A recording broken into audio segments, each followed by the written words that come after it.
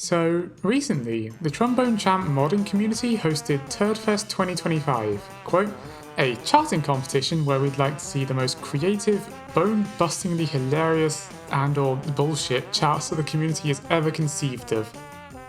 Trombone Champ, if you don't know, is a silly little rhythm game made in Unity engine where you move your mouse up and down as if you're moving a trombone slide back and forth. So, naturally, for a Trombone Champ charting contest, I decided to make an OS chart instead. And then run it within Trombone Champ.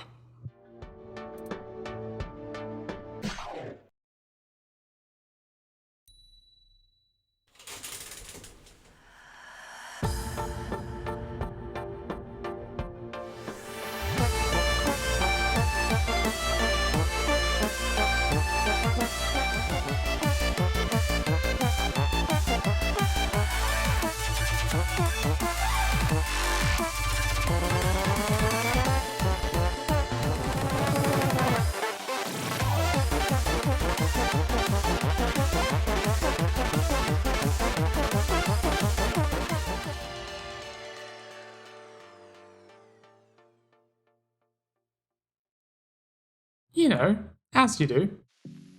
The only mod this is using is the one that we, the community, have been using for a few years now to load custom charts, called TrombLoader. And that barely lets you script things in a chart.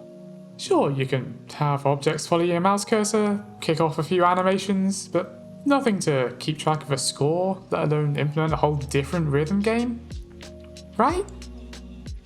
So, how does any of this work? Well, strap in and welcome to a deep dive on how I remade OS within a Trombone Champ chart.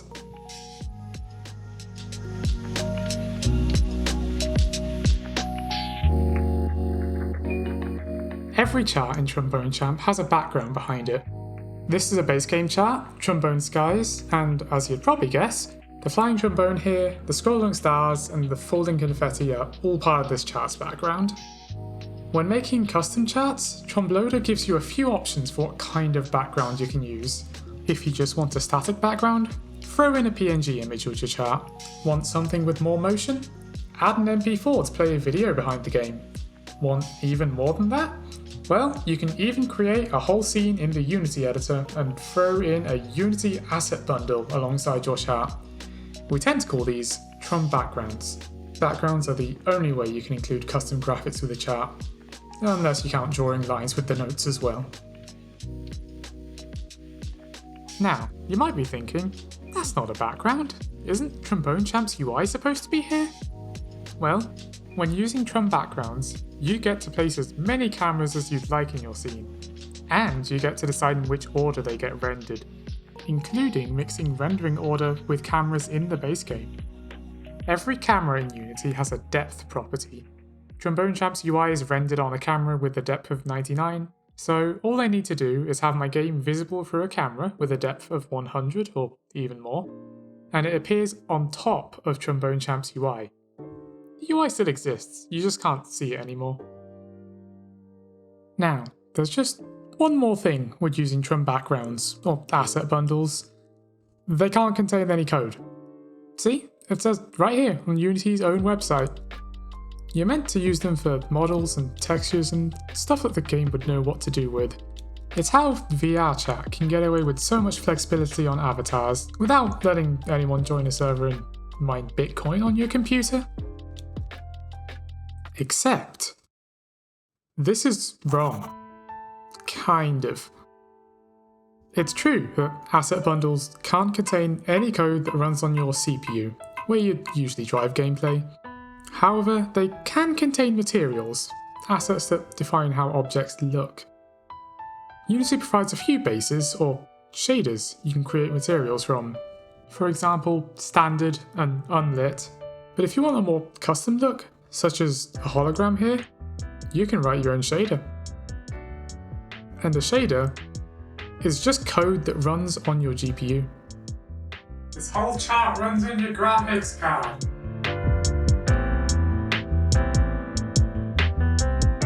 Now, just because you can technically write code doesn't mean making OS is easy now.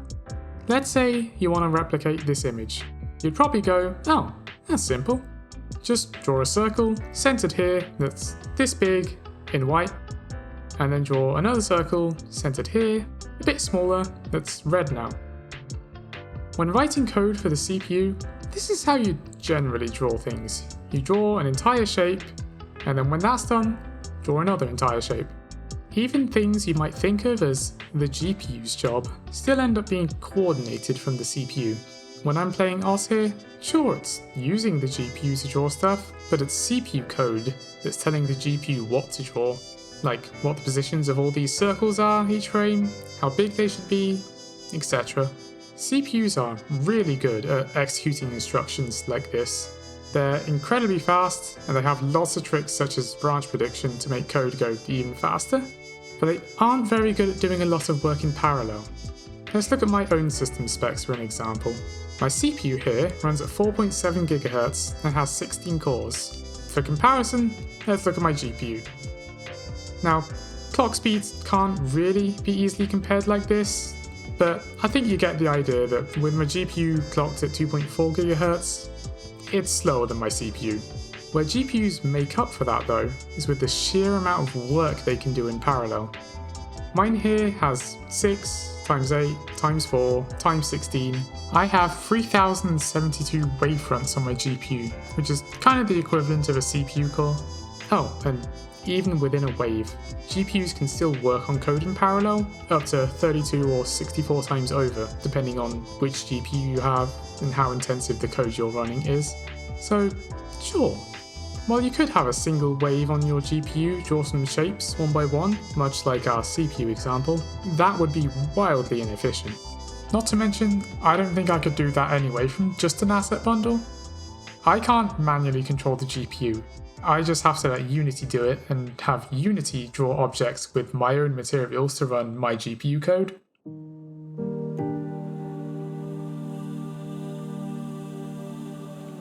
How do you program for a GPU then, if they want to do several thousand jobs at once?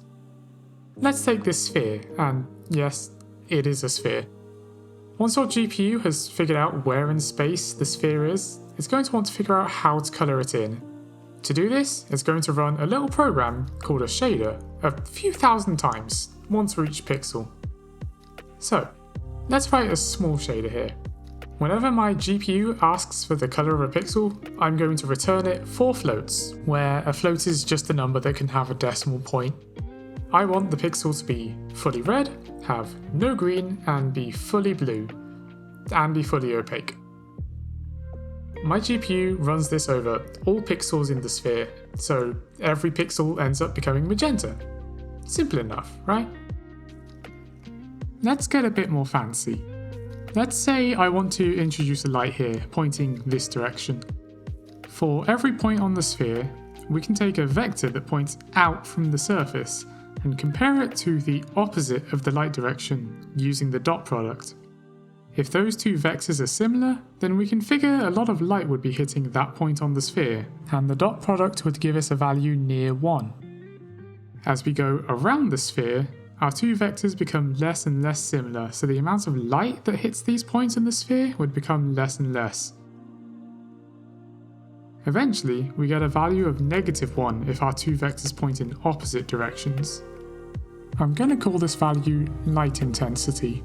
If we plug this -1 to 1 value into the red, green and blue outputs of our shader, keeping opacity at 1, that gives us this grayscale image.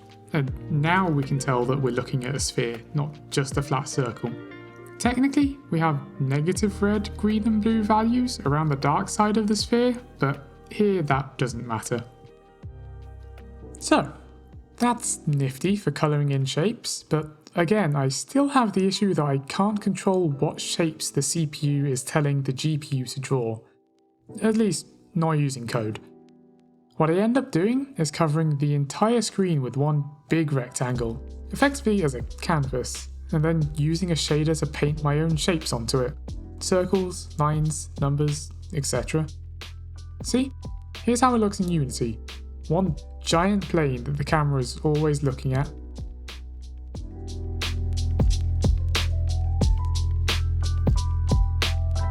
So that brings us back to this image. If all I have is a square canvas, and my GPU wants to run the same code for every pixel, how do I draw some circles onto it? Here's where we get into signed distance functions, or SDFs for short. These are fun to work with when doing graphics programming, and while they may sound scary, they're really simple in principle. Let's start with the white circle here. Effectively, what I want is just a way to tell if a pixel is inside the circle or not. Any pixels that are inside, I'll colour white. A signed distance function is a mathematical function that, for a given point, tells me the distance that point is from a shape, and whether the point is outside or inside the shape by whether it has a positive or a negative sign. Let's take this point. Visually, we can see that it's outside our circle, but let's do this mathematically. We can take this point's distance from the center of our circle, subtract the radius of our circle, and that's it. That's the signed distance function for a circle. We now have our distance from the edge of the circle, and it's a positive number, so we can tell our point is outside the circle. Let's repeat this with a point inside the circle now. We take the distance from the center of our circle, then we subtract the radius of our circle, and now we're left with a negative number. This is still the distance away from the edge of the circle, but now we can tell we're inside because it's a negative distance.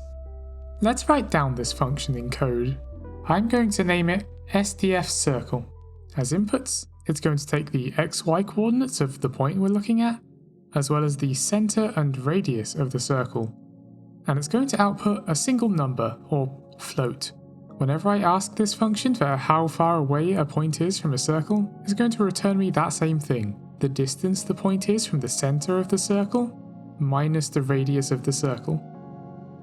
I can then use this function to paint in our white circle. Let's start by initializing our pixel color to black. This is a variable, and it simply stores a value. For every pixel, we'll figure out its distance from the edge of the circle. If that distance is less than 0, if it's negative, then we'll store the color white in our pixel color variable. Finally, our shader will output that pixel color. There's our image. I can do a little better though. Since we know the distance a point is from our shape, we can tell here is pretty close and here is far away. We can use that to slightly soften the edges of our circle so it doesn't look so jaggy. Smooth step here will give us a value between 0 and 1. 1 when we're inside the circle, smoothly going down to 0 when we get 0.1 units away. We'll then blend our base colour, black, and our new colour, white, based on this factor. Adding our red circle on top is simply a matter of repeating this. We get the signed distance to our red circle, blend it on top again, and there we go. We've recreated that original image, added some faux anti-aliasing, while taking advantage of how GPUs can run code massively in parallel. Ta-da! You might be able to start piecing together how this game's UI was built now. Let's start with hit circles, and there are only hit circles. I didn't bother making sliders or spinners. We know how to draw circles now with SDFs, so let's add a circle.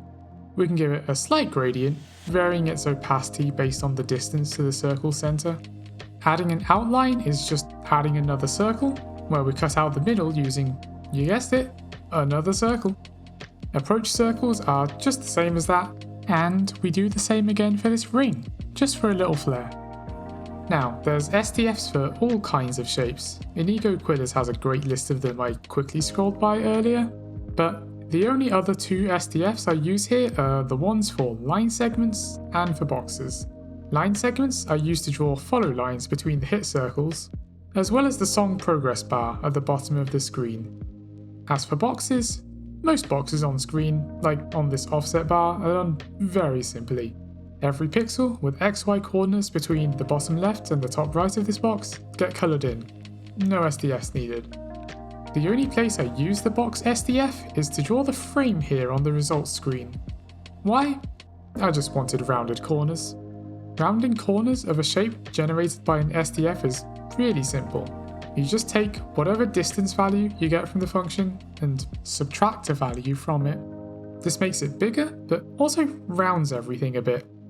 If we visualize an SDF like this should hopefully make it much more obvious. In each band, every point is equidistant from the edge of the box. Visually, you can intuit that, of course, if you want to stay a constant distance away from the box, things get round in the corners. We actually do this for line segments too. Line segments have 0 thickness, so I need to thicken it up a bit just so you can see it. And as a side effect, the endpoints get rounded, so that's nice. Finally, textures.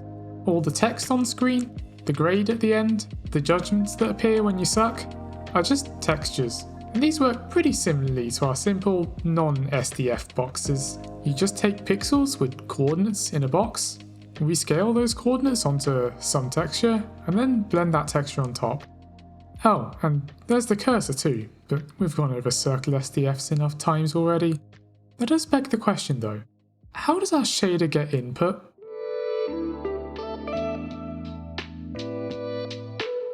Remember earlier when I said TrombLoader barely lets you script things in a chart? That's where this section of the video comes into play. TrombLoader gives us this handful of events, and to function, these are the inputs that our shader needs. Starting at the top, every frame, our shader needs to know where we are in the song, so it knows which circles to draw, the timings of your clicks, etc.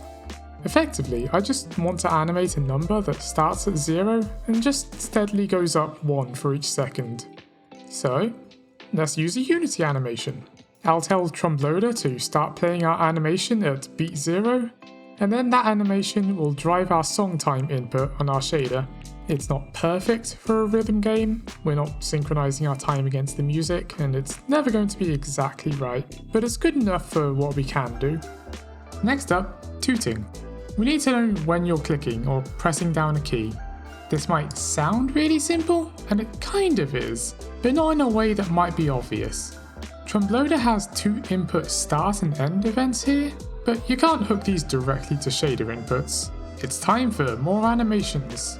Our shader has a tooting input that I want to be 1 when tooting and 0 when not, and I have a pair of animations to do this. When you start tooting, we kick off a 0-second long single keyframe animation to set tooting to 1 on our shader. Likewise, when you stop tooting, we do the same but set it to 0 instead. Finally, mouse position.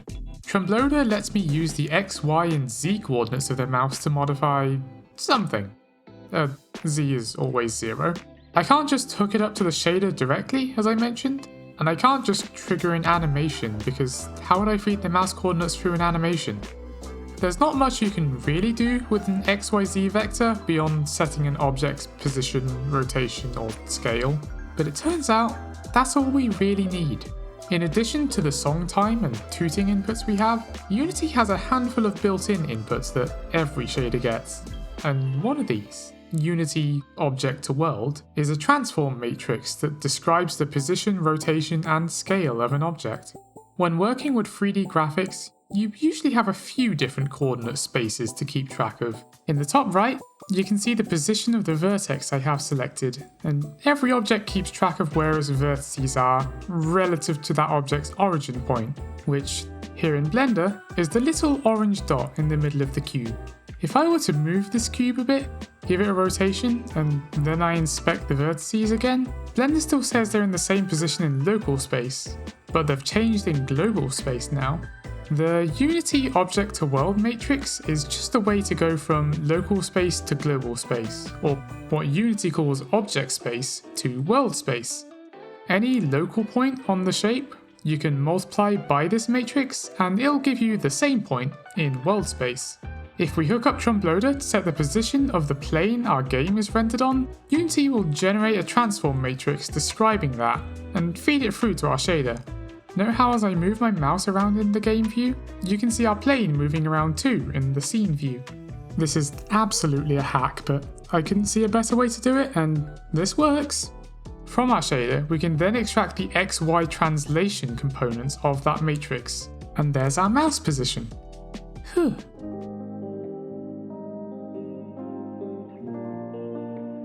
Nothing fancy went into making the beatmap, that is, the arrangement of circles you have to hit. I just fired up OS laser, went into its editor, and started mapping. Now, an OS map isn't going to just magically work with our shader. We'll need to convert it into some other format we can use. OS beatmaps are just plain text, so they're really easy to beat into a different kind of shape. But what kind of shape do we want? We know our beatmap will need to be stored somewhere in video memory for our shader to access it. Ideally, it'd be nice if we could allocate a chunk of memory on the GPU, a storage buffer to be specific, write some kind of structured data representing the beatmap to it, and then we could just read it off from our shader. But again, I don't have control over how Unity renders things. I can't just allocate a storage buffer like that. As far as I can tell, the only way to send bulk data to the GPU when all I have is an asset bundle is to encode our beatmap into a texture. Every row in this texture corresponds to a single circle in the beatmap, and each column stores different attributes about that circle. The main things I need to keep track of are the X and Y positions for each circle, as well as the time you need to hit it at. There's a bit extra in the fourth column, but I'll come back to that in a bit. There's several different texture formats, but what we use for this beatmap texture is R8, G8, B8, A8. It's simple, you're probably familiar with it even if you haven't heard of this before, and Unity doesn't fuck it up when trying to import it. This sequence of characters just means each pixel in an image stores how red it is in 8 bits, how green it is in 8 bits, how blue it is in 8 bits, and its alpha or opacity again in 8 bits, for a combined total of 32 bits per pixel. You know what else is 32 bits? Or 4 bytes? The floating point numbers that shaders like to work with. Let's take the very first circle. These are the X, Y, and time values I need to keep track of for that circle, and these are the bytes that computers use to represent those numbers as 32-bit floats. Since we have 4 bytes for each value and each pixel can store 4 bytes, split among the 4 color channels, we can just store the 4 bytes of each number in the red, green, blue, and alpha channels of each pixel. Later in our shader, we can read back the color of a pixel and do some bit operations to combine our 4 RGBA values into one single number. We then interpret this number as a 32-bit float, and we get back the original number we wanted. Now onto the mystery of this fourth column. This just stores which of the 8 colors each circle should be, as an integer between 0 and 7, as well as the combo number to show in the middle of the circle. These numbers are small enough that they'll fit in 1 byte each, so the color index goes into the red channel, and the combo number goes into the green channel. We don't use the alpha channel here, hence why this whole column looks invisible. In hindsight, this was probably entirely unnecessary. I said I used a texture as a way to store bulk data on the GPU, but I guess this beatmap isn't bulk enough that I could have just stored the beatmap right in the shader code, or at least my GPU's fine with that. Oh well.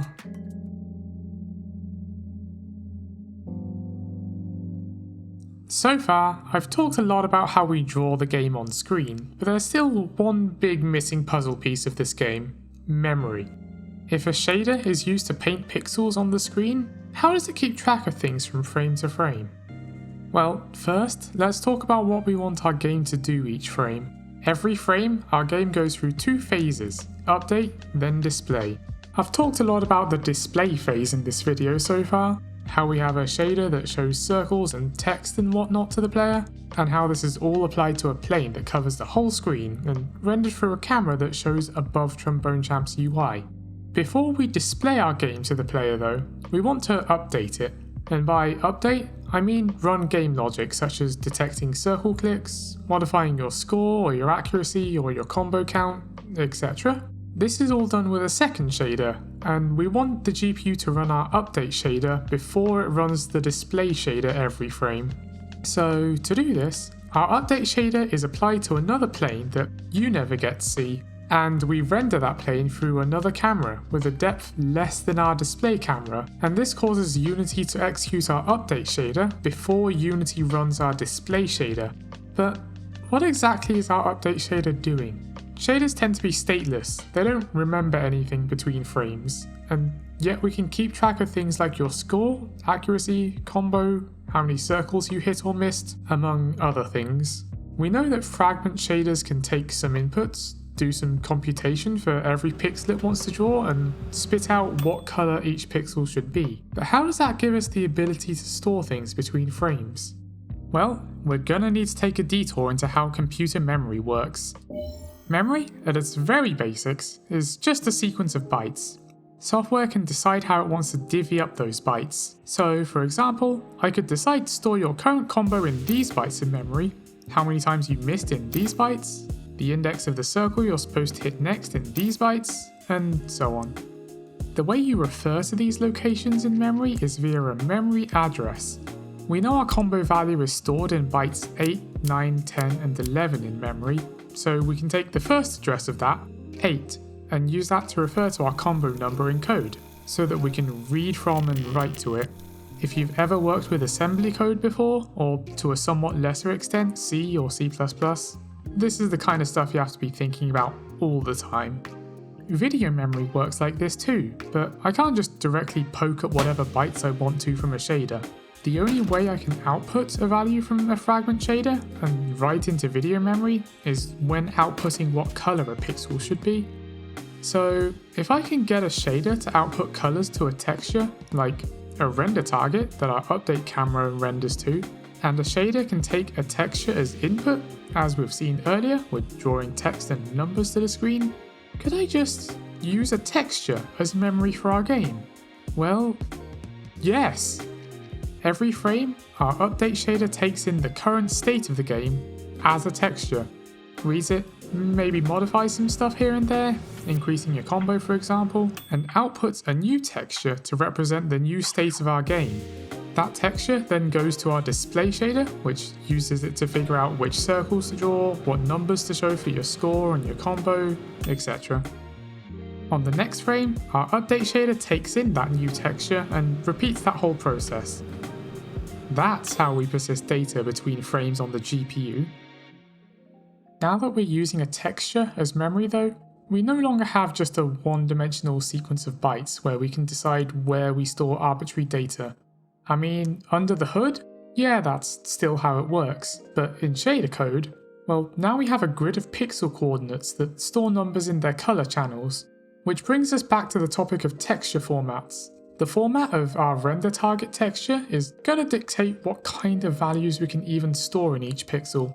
And, oh, you'll let me use a 32-bit format now, Unity? You won't let me import 32-bit textures? I see how it is.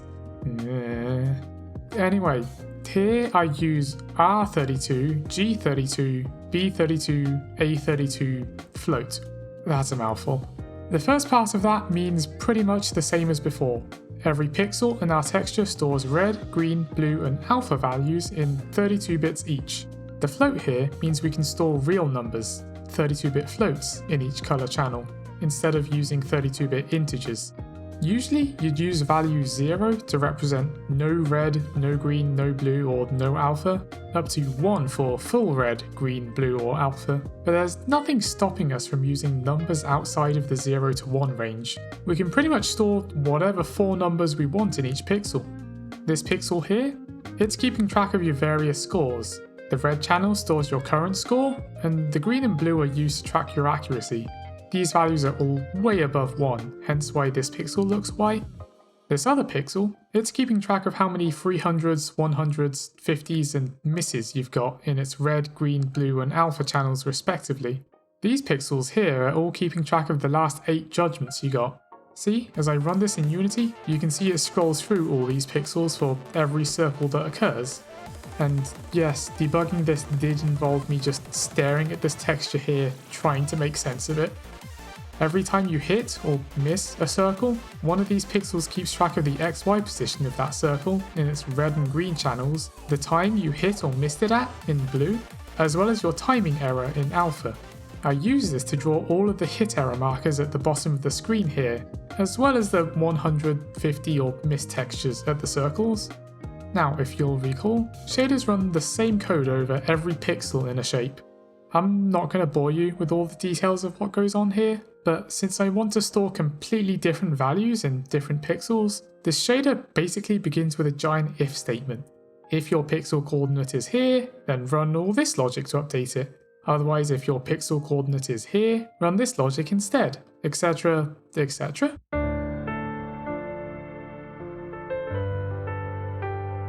Last part now. Gosh, video production is exhausting, huh? The background of the Trum background. It's a background in a background. A background. The infinite lattice of cubes. This video is really just a crash course in graphics programming techniques, isn't it? Anyways, usually in games and whatnot, everything in a scene is made up of triangles, and your GPU goes through a rasterization step to fill in all the pixels that each triangle covers. And I probably could have just used triangle meshes to make this background here, but I didn't. I used a technique called ray marching instead. Why? Well, ray marching is effectively a way to trace rays through a scene. Yes, this background is being ray traced.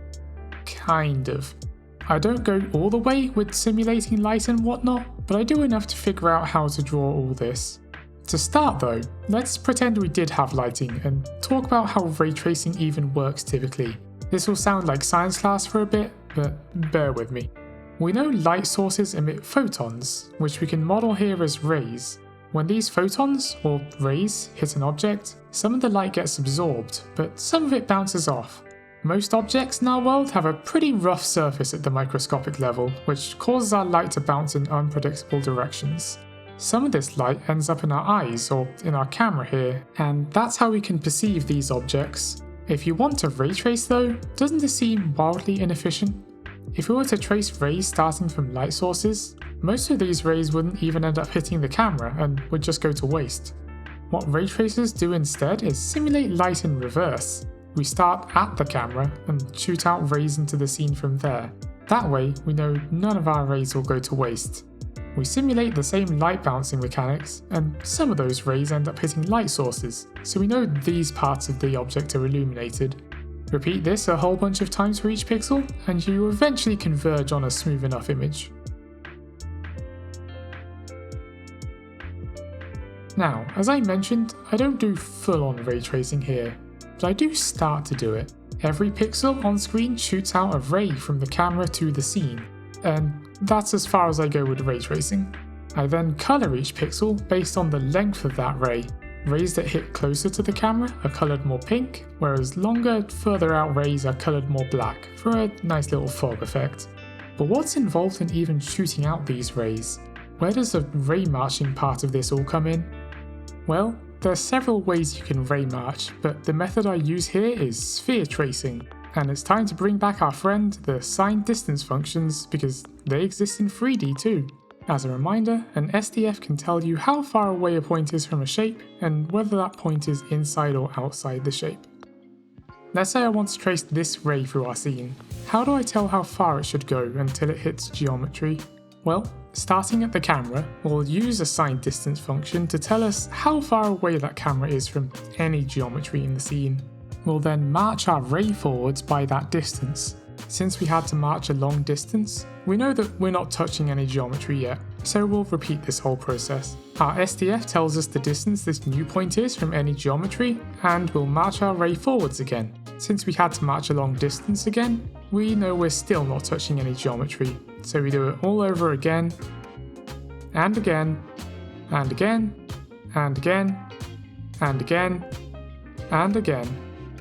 And finally, our marches are so small that we can figure our ray has hit an object and we'll stop here now.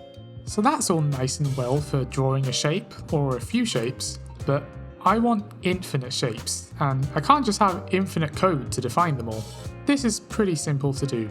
Every time our ray crosses the edge of the world, it wraps back around to the other side, which is effectively the same as space repeating itself. And this is all fine and dandy. For some variation though, I want the cubes to dance to the music, so they all change their size to the beat. And this still looks pretty good, but you might start to see a bit of artifacting. If I increase the size difference between the largest and the smallest cubes, it becomes a lot more noticeable.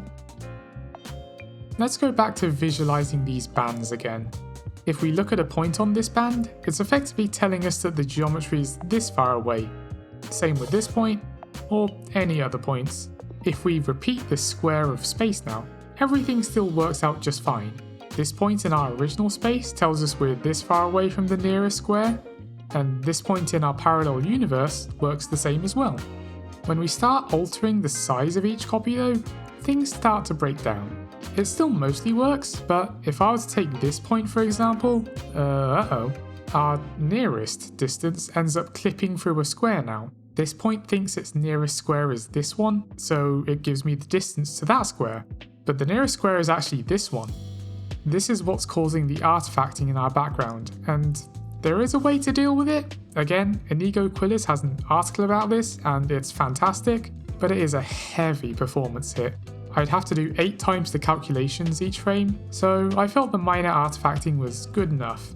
And with that, I think that's pretty much everything there is to know about making Ossing Trombone Champ. This is my first time trying to make a game in a shader, and like my first time, like, I guess properly trying to edit a video and all this like that, so I hope you enjoyed it. Thank you very much for watching.